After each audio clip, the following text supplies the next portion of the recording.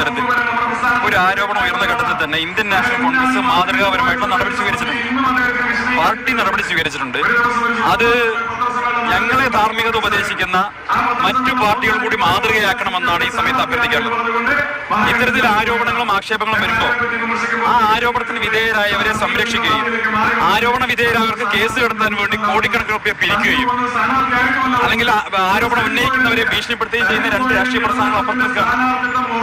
CPM-നെ പോലെ BJP-യെ പോലെ ഇത്തരം കാര്യങ്ങളിൽ യാതൊരു ധാർമ്മിക മൂല്യത്തിന് യാതൊരു വിലയും കൊടുക്കാത്ത രണ്ട് രാഷ്ട്രീയ പ്രസ്ഥാനങ്ങൾ അപ്പുറത്ത് നിന്നുകൊണ്ട് ഇന്ത്യൻ നാഷണൽ കോൺഗ്രസിനെ ധാർമ്മികത ഉപദേശിക്കരുത് എന്നാണ് ഇപ്പൊ പറയാനുള്ളത്.